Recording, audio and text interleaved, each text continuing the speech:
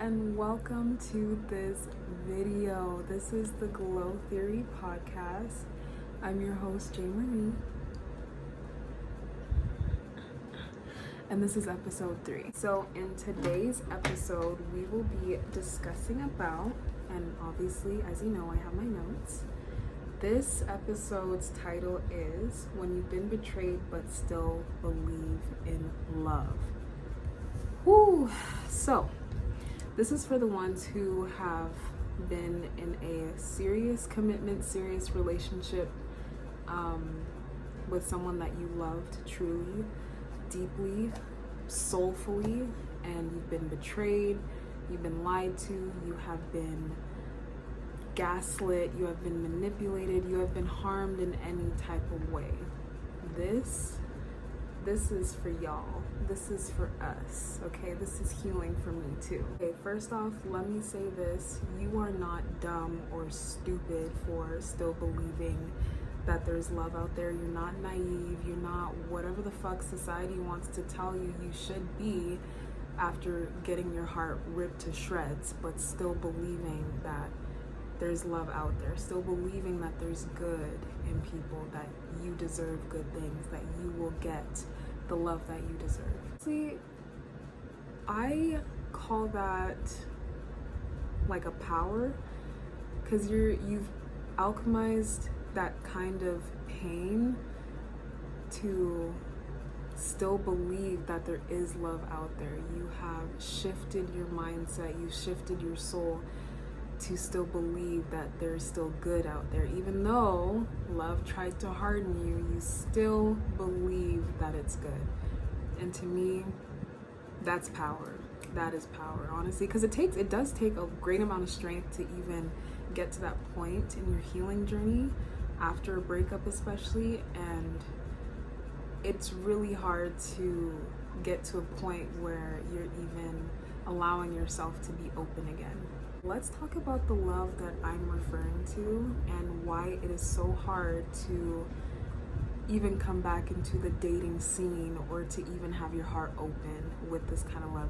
The love I'm referring to is that soul type of love that you weren't expecting it at first. It completely caught you off guard, but as you began to, experience more with this person, you felt more and more. And it wasn't just about the surface things. Like every time you looked at this person, you saw their soul, you saw their heart. I don't know how to explain it. Like you saw past the exterior because you didn't give a fuck. And I guess what I'm explaining is that unconditional kind of love. Like you cared very, very, very deeply for this person, to a fault sometimes. You let a lot of things slide where you shouldn't have, but because you love them so much, God, love is such a game, isn't it? That's the kind of love I'm referring to. That kind of love that it doesn't even go away. Even after you've broken up and you've healed, like obviously that attraction is not there anymore, but you still have love for that person. That's the kind of love I'm referring to, and why it can be so hard to get back into reopening your heart again after having the most vulnerable parts of yourself exposed to one person for a consistent amount of time.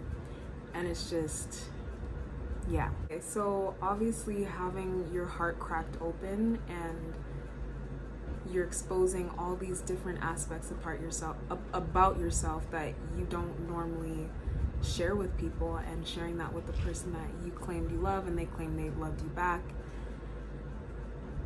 It obviously releases shit in the brain and makes you feel even more connected.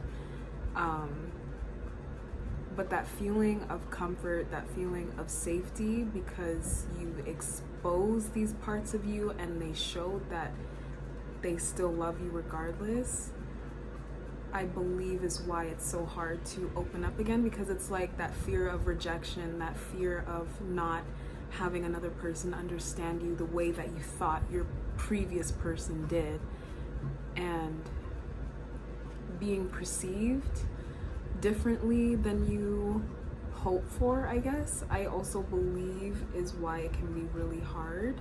It is also extremely difficult because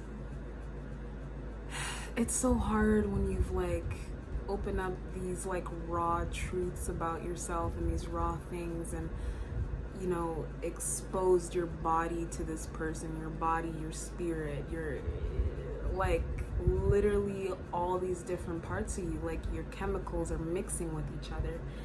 It's so hard to want to do that again because you don't want it to fail. You don't want it to be another fucking life lesson. You don't want it to go to shit. You don't want to waste your time again, is definitely one of the biggest reasons why it is so hard to want to even expose your heart again to love and these experiences, because it's like, will this next person hold my heart the way that the last person should have and could have but didn't? It's like, I don't know, man. Being a human is so fucking weird. We have all these emotions and these feelings and all these love and all this love, and it's so scary because we're scared of feeling things. We're scared of getting hurt and getting back up again.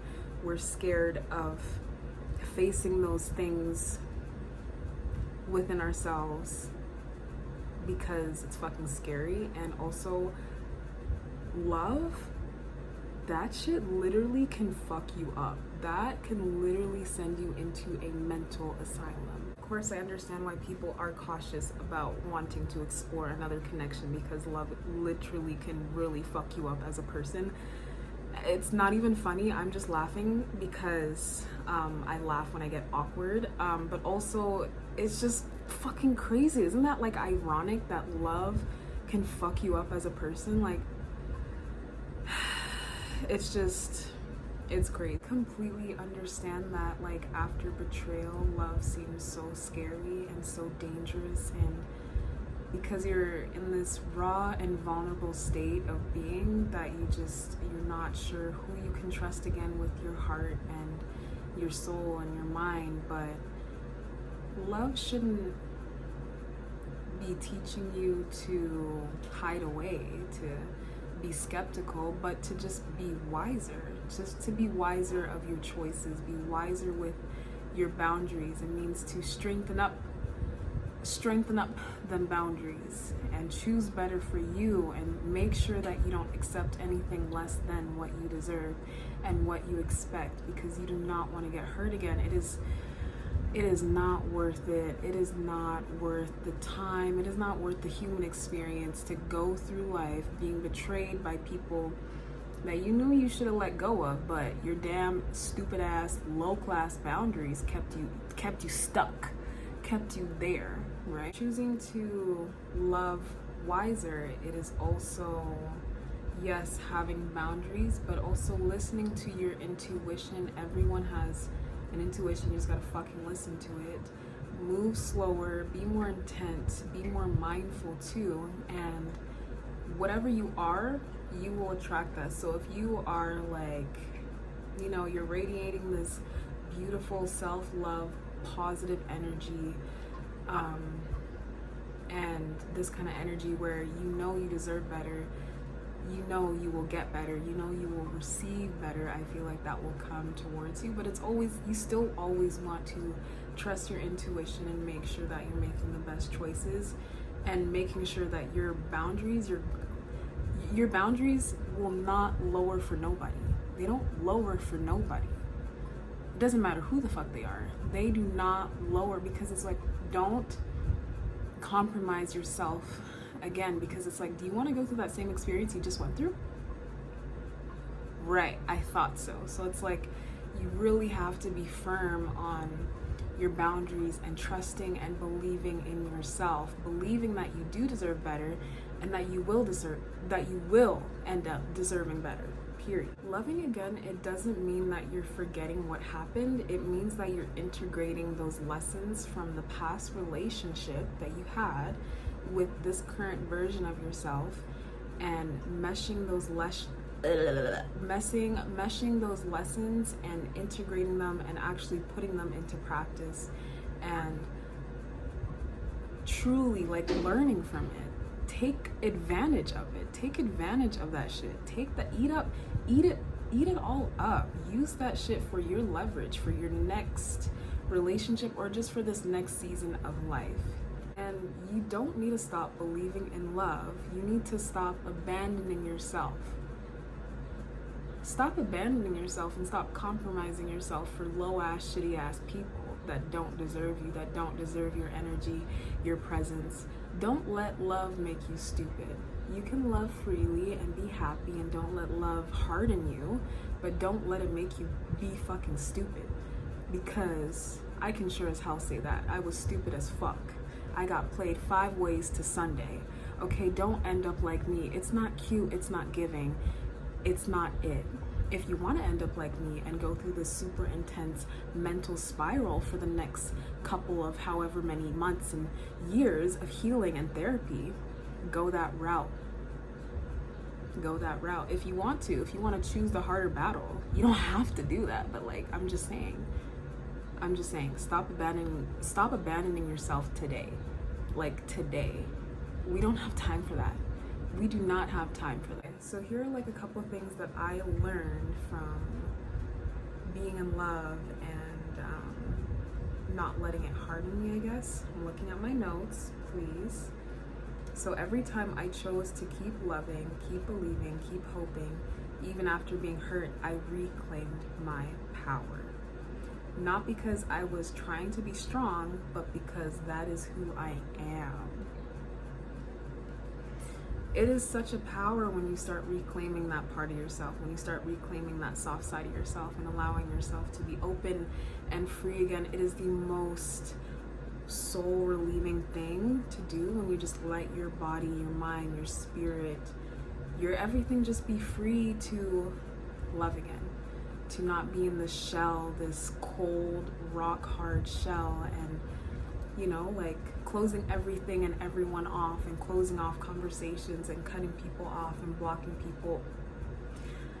It's just so freeing when you finally decide to start choosing love again and choosing happiness again and allowing yourself to experience that, but better, but smarter. Because that version of me that was hard and in a shell and just blocking off dating, I thought that was a strength, when really it is just fear. It is just that inner child protecting itself. And to be honest, I'm a big fat softie. I love deeply. This last connection that I had was an individual that I had loved very deeply, a lot deeper than I normally ever have in my life. And after the connection ended, it was like a soul shock. Y'all, it was like an ego death. After the couple of weeks of sitting in my silence and sitting in the void of not having access to this person, oh my God, I was literally that's how like codependent I was on this person too.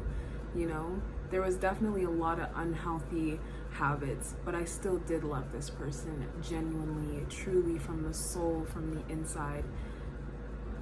Yeah, that doesn't take away from that. I'm just saying. And after healing from that and working through the intense emotions that came out of that, and all the unresolved emotions that were left unsaid of things that might have hurt me on their part, had all come flooding back because I didn't process that shit. So all of that shit came flooding back, had to heal all of that, work through all of that, and then I went through this phase of hating all men. I hated if a man just existed near me, I was pissed off. I was so pissed off. I just could not fathom. I just was so disgusted. And then I started questioning my sexuality because I was like, oh my God, like I really don't fucking like men. Like I do not like them. That's how bad the relationship was. And so I was like, you know what, let me just chill. Let me chill a little bit, okay? Went through the season of just, you know what, I'm not gonna date. I'm not even interested. Everyone and thing disgusts me. I don't even want to talk to nobody. I don't want no man trying to talk to me, trying to hit me up. And I went ghost mode on social media because I didn't want no one to find me. Not a man, not no one. I just ghost mode. And then after however many months of being in this lockdown, this prison for myself, did I say prison? Anyways, this prison for myself of protecting myself, I started to open up again. And that started with letting go of that fear that every man is like the previous person I was in a connection with. Letting go of this fear that not everyone will treat me like that. And letting go of this fear that it's okay. It's okay to let down my guard. It's okay to release this I'm scared, you know, kind of emotion, this kind of anger, this kind of feeling. And it's okay to allow good things, to allow a good man, a good person to walk into my life. And that also started with forgiving the culprit.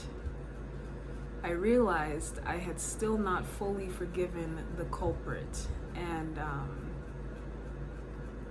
I decided to, let me be mature. I decided to continue to heal those aspects of me again, or try to, and yeah, door got shut right in my face again, which is, thank you God, I needed that. That was redirection, perfect. But this time when it was shut in my face again, I was not anxious, I was not scared, I was not mad. I was just, you know what, all right. That's like my sign, like this door is permanently closed and has to stay closed because this was a lesson. And even though I still have love for this person, I can still have love for this person and let them go. I don't have attraction for them anymore, but I still have love for them. I still care about them as a human being, and that love will never go away, obviously. Unfortunately, I'm kidding, whatever. Let me be mature. And so yeah, just letting that go with grace and forgiving, and just realizing that that was another lesson in my life. I needed that. Thank God for that, but I can move on now. I can allow another person to come over, and they don't have to take over that spot, but they will take over a lot more of the love that I had for this person, or kind of have. I don't know. You know, guys, don't over exaggerate this. I'm not in love with this person anymore, okay? You can still have love for someone that you used to have some sort of connection for, but not really like fuck with them like that. You know what I mean? That's what I'm referring to, right? And yeah, just getting more comfortable with allowing someone to come into my space again, come into my heart space again. And the more I did that, gradually over however many months that I needed to do that, I'm finally in this space where I can allow that into my life, where my boundaries are so cutthroat. But it doesn't mean I'm not open. Like, if there's a guy that can reach those standards, by all means, come this way. But it's like, no one has met that. But it's like, I'm also very much okay with being single too. You know, I'm okay with the, oh, yay, I'm gonna end up in this cute fairy tale relationship, or I'm gonna end up single and adopt children. You know, I'm okay with both the odds, right? I'm back to that. I can breathe again. I'm okay now. I'm at peace now. I accept whatever it is that is to come. I do have a few closing thoughts and words I want to share. I'm looking at my notes, okay? So, I said, you are not delusional, you are not too emotional, you are simply someone who chooses healing over hiding. And one day, that love that you were so freely giving out will circle back to you. Let that universe bless you with that kind of love that you were giving, that you were just giving out, that you're just giving out for free because you deserve it. You deserve it, baby. Because you deserve it. So that basically wraps up our cute little yap session. If you've been betrayed but you still believe in love, and I know it's so hard with this damn generation, but man, there's a lot of fucking people on this planet, more people than we realize. Your person is out there somewhere. They're somewhere roaming around. Y'all haven't got to that point of connection just yet, you know? So let time do its thing. Don't worry about it. Let it come to you freely and allow yourself to embrace it. Allow yourself to be open again. Don't worry about the how it'll come. Don't worry about the how it'll show up. Just focus on the now. Focus on you. Focus on how you can be in that receiving mode. Be in that happy, gracious mode with boundaries. With boundaries. Don't abandon yourself and don't make yourself look fucking stupid and don't look like a clown. Choose you, choose better, and you will receive better. So I just want to say thank you all for watching. I hope this video was some sort of a reminder that you're not naive, you're not stupid, and that love is not for silly, naive people. Okay? And it's okay to love again even after being so completely abandoned and ruined in the most terrible way, but you're still choosing to claim that power back, snatch it back, and use it as leverage and build yourself up, and then you're gonna get better. You're gonna receive better. It's gonna happen for you. So yeah, that's all I have to say. So thank you for watching, and share this with anyone who needs that advice. Share this for the other girlies who need that advice, because I know that there's this weird theory going on that we have that really intense, crazy heartbreak relationship at the age of like 18, 19. I can confirm that's true. But it is to transform you. It's to help you grow. It's to help you build boundaries. You probably need that shit to whoop your ass. You need it so that you can build those boundaries and start rebuilding. But embrace the change, right? Let it happen, let it flow. And then when you come to that phase of where you're just like, fuck dating, bro. Literally fuck everyone and fuck. Let it happen. You need to go through that phase. You need to experience it so that you can allow yourself to heal again. So you can allow yourself to look into deeper parts of you to figure out what you need to heal again or more of, so that you can open up your heart again. Because everyone deserves love. Everyone deserves to experience love. Everyone deserves that type of energy, that type of emotion. It is important. Literally, humans need it, okay? So yeah, don't be embarrassed. If you want to go date again, do it. Okay? Try it out. And if it doesn't work, take another break, work on yourself, and then just do it again. Isn't that the fun thing about life? You keep doing it. You keep doing it again and again. Alrighty. So thank you for watching. I'm your host, Jay Marie, and I will see you in the next episode.